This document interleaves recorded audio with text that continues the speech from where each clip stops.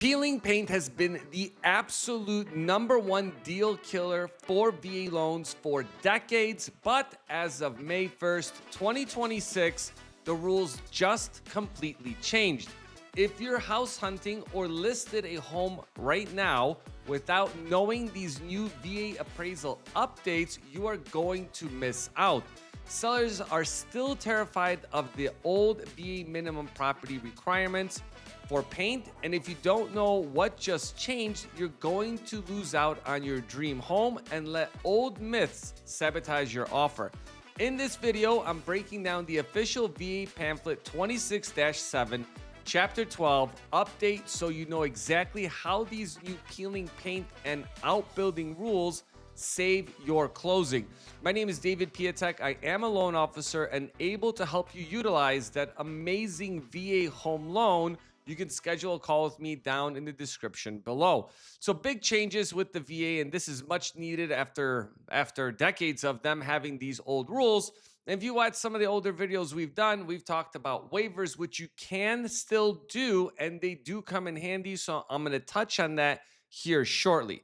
So May 1st, 2026, these are the following big updates to the VA home loan. So one, homes built after 1978 do not need to have paint or peeling paint fixed, because normally what would happen, and this is why this is such a big deal, and the reason why sellers and real estate agents don't like VA loans, to be honest, and it's the one thing that I always bring up in any appraisal video that I do, is the most common repair item that's needed per the VA is peeling paint. And we've talked about submitting waivers that, hey, if the home was built after 1978, you could submit a waiver and then wait for that approval. And then, you can continue to closing. But a lot of lenders didn't know this. And I think maybe they watched some of our videos and they're like, this does make sense. We should implement it, which I'm happy that they did. So essentially, you don't have to submit a waiver anymore for that. What you do, you don't do anything. Any appraisals ordered after or on May 1st forward, this new rule applies. Now, if you went under contract before this and the lender ordered the appraisal before that, that can be an issue, because then if that comes up, that will have to get fixed, or potentially you may have to do an escrow holdback. I'm not a lender. I am a lender. I'm not an attorney. So you just definitely want to consult with the lender you're working with. But again, we're happy to help you because we have a lot of experience with this. Another big piece we talked about in a prior video was getting the radon test removed, which we still highly recommend getting that. Another big piece that they updated is the removal for the requirement of like you would have to remove a non-vented fireplace or make it ventable, if that's a word. So they got rid of that, which that definitely helps a lot of people, because that is something that we get when we order appraisals in certain areas of the country. And the other big one, right? So we have peeling paint. I think that's #1 expansion of a VA home loan benefits like you wouldn't believe. But the second one is another huge one. So non-habitable outbuildings. You may think like, well, what's the big deal with that? Well, when it comes to the VA appraisal, it is a very big deal because they'll note things like, oh, there's an outshed or that has peeling paint or it's dilapidated, including garages in this, okay? So one thing to note with this requirement. So let me just give you an example. Let's say you have a barn on the property and then like an outshed for horses. And this is actually a real example of a client we closed the other month. The issue is that building was just not in the best condition. The VA conditioned that this has to be fixed as part of the overall purchase of the property. Now, we submitted a waiver and got a waiver, so that was very positive. But now you don't have to do any of that. Essentially, what happens is when they go out to the property and they see this building that is dilapidated, essentially they won't condition for it to be fixed. The downside, in a way, you have to know all the things that go with this, is that then there's no value assigned to that. So in the case of a garage, right, that's maybe a pretty significant portion of the value of the property. So I would assume, now this is just my own assumption on when the appraiser is looking at this, and maybe they may not look at it this way.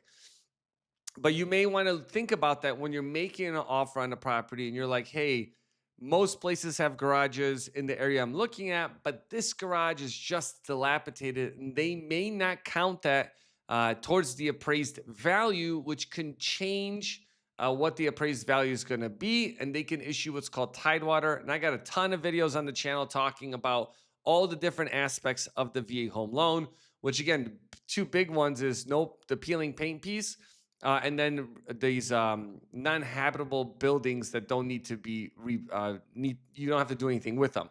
Now, one thing that I did touch on earlier, because we just made a whole video on these waiver requests, right?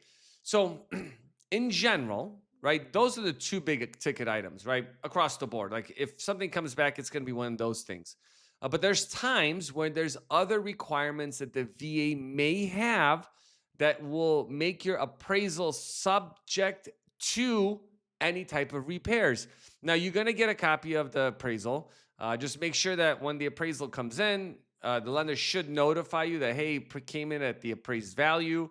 Typically, this is technical, a notice of value needs to be issued by a special type of underwriter, and then you get a copy of that.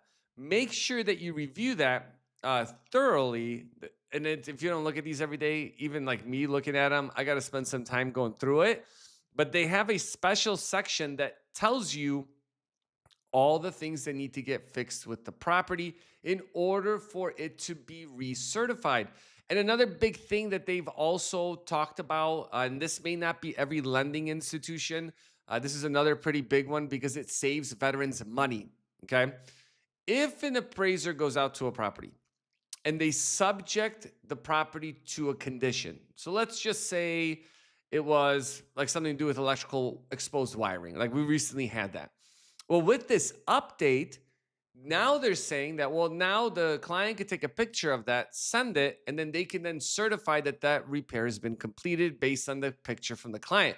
I think that's kind of crazy, but it saves clients like about 170 or maybe 150, $175 for a re-inspection, right? So where the appraiser has to go back out and certify that, which, I don't know if they're trying to maybe discourage appraisers from doing all these additional things that veterans need to then repair or have the sellers repair, which again, that's kind of like the big holdup for VA loans is that appraisal process, because I'm telling you guys, it comes up in real life issues where someone's already under contract, these repairs come up, now the sellers don't want to do it, and now you have a deal killer, especially with peeling paint.